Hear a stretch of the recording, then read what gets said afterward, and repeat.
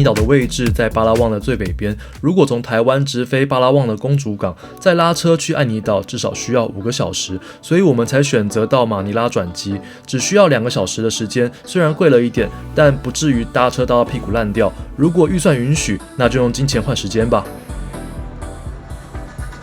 一出机场，我们就跳上已经和旅馆约好的 Tricycle， 先载我们回去放行李，因为觉得刚到这也不会一直待在饭店。第2间住宿，我们就想说避开闹区，选择了离正中央要走一段才能到的地点，反正之后散步回去也很不错。从机场到我们住的地方大概25分钟的车程，通过了这个超级窄巷，就能看到爱尼岛海岸啦。不得不说，司机 Dan 的技术真的超级好，各种地形都可以驾驭。先经过一个海滩，等等再经过几间 resort， 不久后就能到我们住的旅馆 Bella Athena Garden 啦。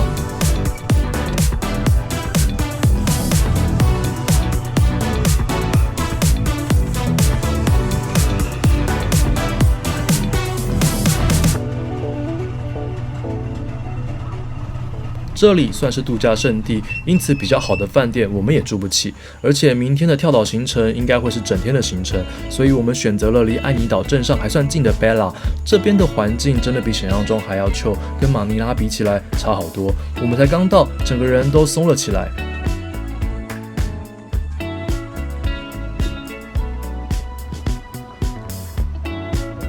房间虽小，五脏俱全。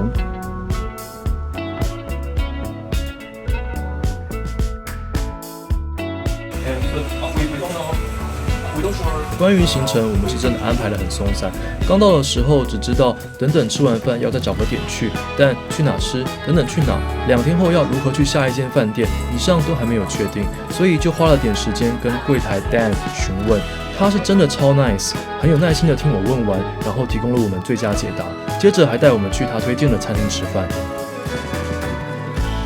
这间餐厅其实是隔壁高级度假村的附设餐厅，风景超美，装潢也超精致。看了一下门口的菜单，以为我们准备要被坑了。上菜之后才发现，原来是他们被我们坑了。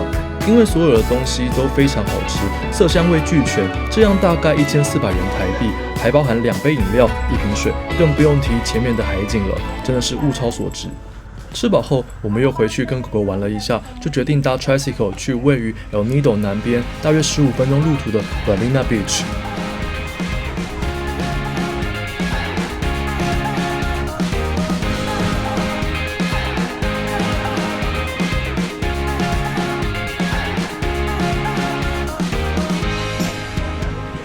一来到沙滩，我们直接被那广阔的海景给震撼到了。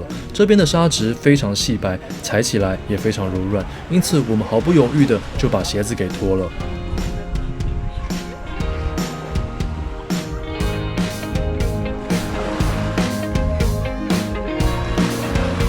我们先随意晃了晃，拍了些照片。沙滩边有很多不错的酒吧，播着很赞的音乐，我们就点了杯 Gin Tonic 跟 Corona， 坐在岸边开始享受啦。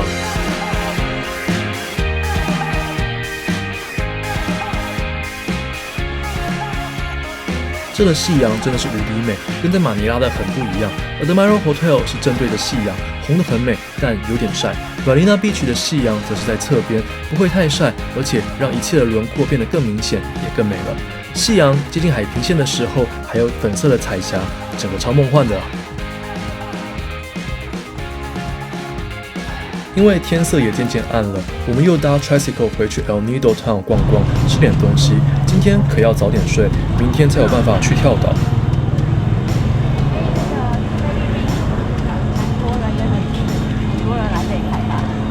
对啊，之前今天不是有那个跟那位司机。韩国人比较多，然后现在是在马尼拉中国人比较多。蛮意外的。说是吗？蛮意外的。对啊。很久没听到是韩国人。在那个宿务，韩国人超多的。很多时候都是讲中文。不好看。大家看一下吗？哦。可爱。耶。可爱。可爱。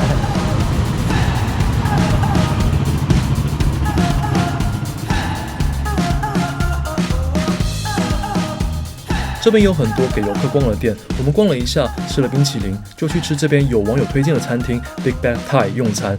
因为中午吃太多了，所以也不太饿，就随便点些清淡的，还蛮好吃的。不过由于我们的位置在阳台，晚上也没有海景可以看，倒是底下的烧烤店实在很熏人，所以我们中吃完就马上离开。因为旅馆有点距离，就打电话请他们来接我们，跟他们说我们在早上那个很窄的巷子口。他先说好，但又说了一段我们听不太懂的话，结果我们在路边一直等不到人，还以为要回不去了。好在后来发现，应该是因为晚上海水涨潮，车子开不过来，所以我们就摸黑走过了沙滩，想说大不了也可以自己走回去。结果就看到旅馆的车在路边等我们，真是有惊无险的小插曲啊！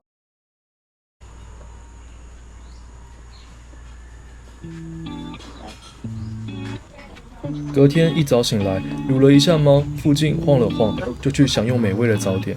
可能因为突然来到一个这么大自然的地方，晚上各种虫鸣鸟叫，睡得不算好。早上精神还有一点恍惚，补了一下咖啡因，我们就准备前往土耳其的集合地点了。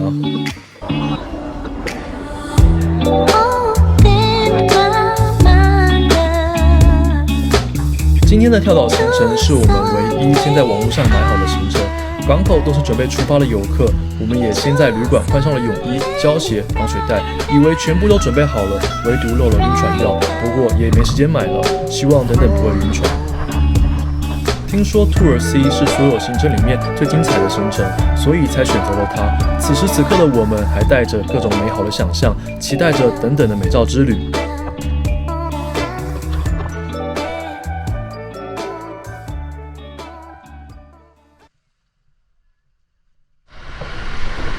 成为海之子之佩华。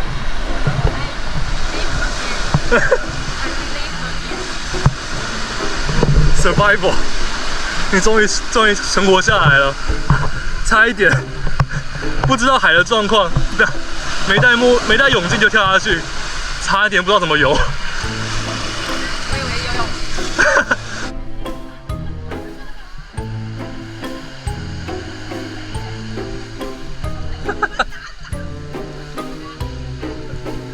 感觉划不太动。有人上船了。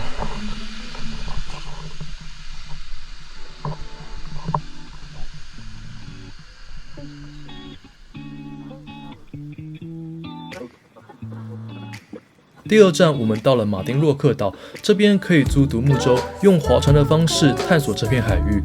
海水碧绿的不可思议，旁边的峭壁也很壮观。其实，在规划行程时，我就一直很期待能划独木舟，因为之前从来没有玩过。但上了船才发现，它超难控制的，滑行的方向总是跟你想的不同，所以我们只能靠着蛮力死命划，跟大海对抗。还好没有翻船或撞到山壁，但是要回到船上，也花了我们好大的力气。到了船上，我们跟其他同船的游客小聊一下，发现原来不会控制方向的不止我们，这让我们放心不少。还有一个法国女生跟我们一样也会去 Darcotan， 不知道会不会再遇到。在我们行进的期间，船员们就在船上煮午餐，好香，闻到肚子都在叫了。放上木桌，拍了照，大家就直接在沙滩上享用啦。应该是因为食材都很新鲜，因此简单却很美味。第三个点是 Secret Lagoon， 又称神秘海滩，是个隐藏在海石洞中的美丽泻湖。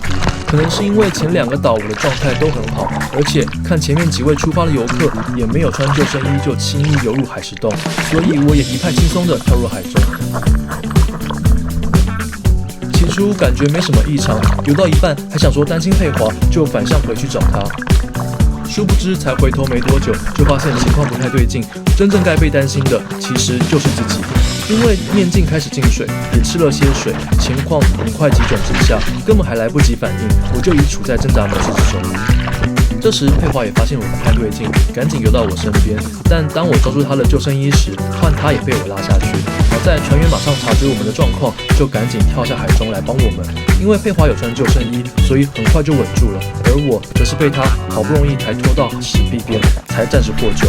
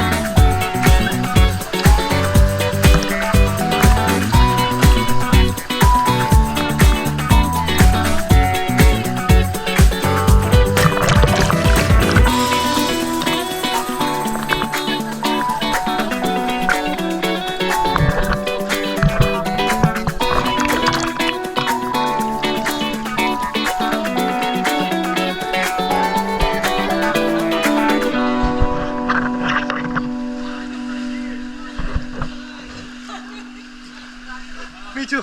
Live. 你还好吗？你刚刚怎么？你刚刚来抓我。都 OK， 但是后来浪太大了。浪太大也是一件事情，另外是进水，然后我拿掉，又进来，然后又进水，然后根本就不让你用，然后你就跟我说你要去看鱼了，我还处在原地惊恐中。是说这边的鱼还真的不少，而且不是那种小小鱼，水又很浅，阳光在海中闪闪动人。如果游客能少一点会更好。从来没想到会因为想要耍帅不穿救生衣而差点溺毙。大海真的不是给你随便的地方，就算会游泳，也难保不会有意外。这次捡回一条小命，真的是给自己一个警惕，下不为例。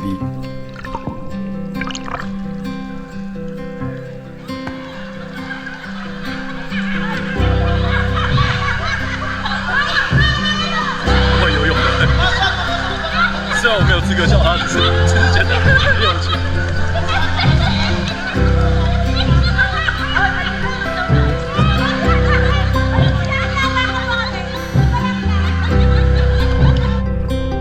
来到最后一个岛，大家都已累到不想下船，但我们还想玩够本，所以依然跳入海中。这边的浪真的很大，波动至少半个人这么高。这次我已学乖，穿上救生衣，所以一切都很顺利。不过又换成佩华遇到状况了，游到一半忽然喊救命，好在救命恩人再次出马，再次救了我们，实在非常感谢他。我们又活下来了，又再活一次。真是再活了一次，来到这个地方还蛮美的啦。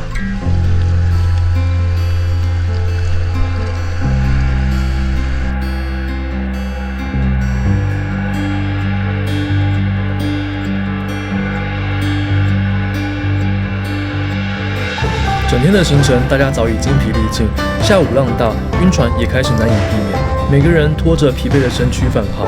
终于看到 El Nido 的时候，只想赶快下船，赶紧回到不会晃的陆地上。这趟跳岛之旅真的让我们深刻体悟到大海的魅力与风险。过于自满随性，可是会遭到报应的。原先我们还想在后天安排 Tour A 的跳岛行程，今天结束后也果断放弃了。那接着还有什么在等着我们呢？敬请期待吧。